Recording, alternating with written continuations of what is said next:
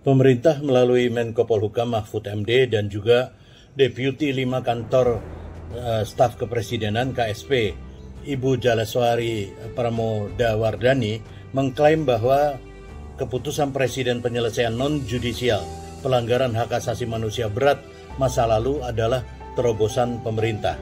Atas tertundanya proses pembentukan RUU Komisi Kebenaran dan Rekonsiliasi dan proses penyelidikan dan penyidikan antara Komnas HAM dan Kejaksaan Agung yang tidak ada titik temu.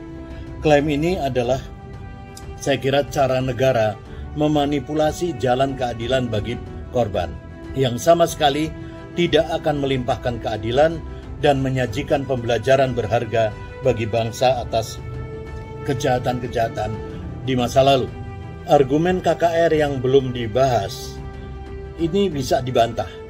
Mengapa baru berpikir menyelesaikan pelanggaran hak asasi manusia di sisa masa jabatan?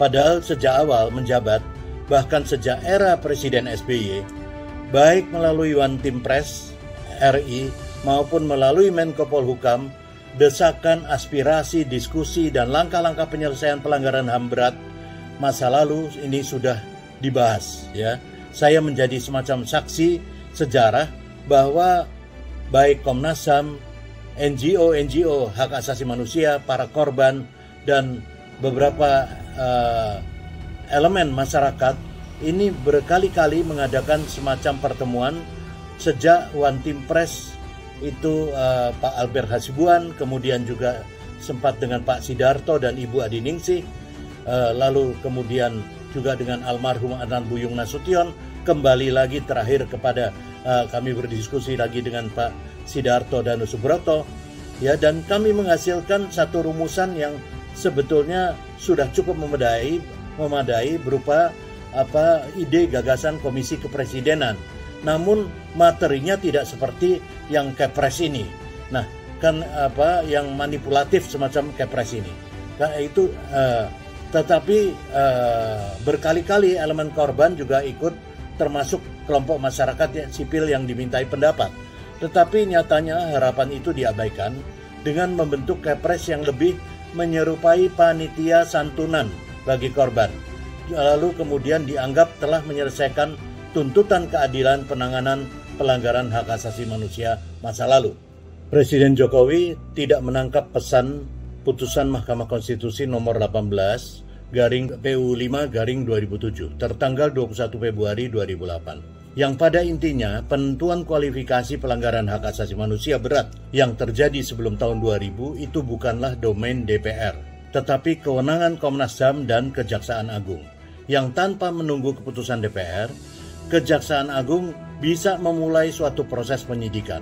Tugas DPR kemudian hanyalah merekomendasikan pembentukan Pengadilan Hak Asasi Manusia kepada Presiden Republik Indonesia. Dengan demikian, jalan penyelesaian yudisial sebenarnya tidak ada kebuntuan seperti disebut oleh Menko Polhukam.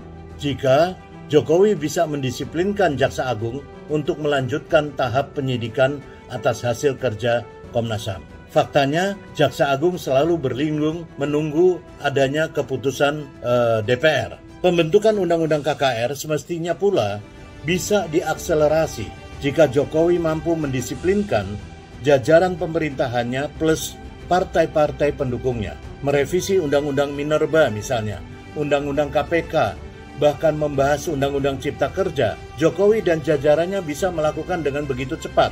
Mengapa untuk Undang-Undang KKR Jokowi terus menunda? Klaim bahwa jalan yudisial masih bisa dijalankan secara paralel itu adalah kosmetik politik yang ditujukan untuk melemahkan penentangan atas ide Kepres ini. Judul Kepres saja penyelesaian non-judisial, maka peristiwa pelanggaran hak asasi manusia berat itu dianggap sudah selesai.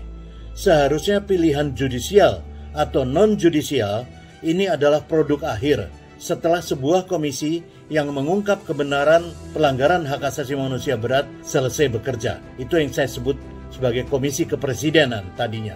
Bukan sejak awal ditetapkan jalur non-yudisial, karena itu artinya menegasikan jalan keadilan yang lebih objektif, yakni jalur yudisial. Dari seluruh jejak advokasi penyelesaian pelanggaran hak asasi manusia berat masa lalu, tampak Presiden Jokowi lah yang paling lemah secara kepemimpinan. Sehingga ide dan rencana pemutihan pelanggaran hak asasi manusia bisa diakomodasi dan menjadi kebijakan Presiden. Posisi Mahfud MD dan Jaleswari Pramodawardhani dapat dipahami dan sudah seharusnya membela produk kerja Presiden Jokowi, sekalipun itu berpotensi memanipulasi keadilan. Terima kasih.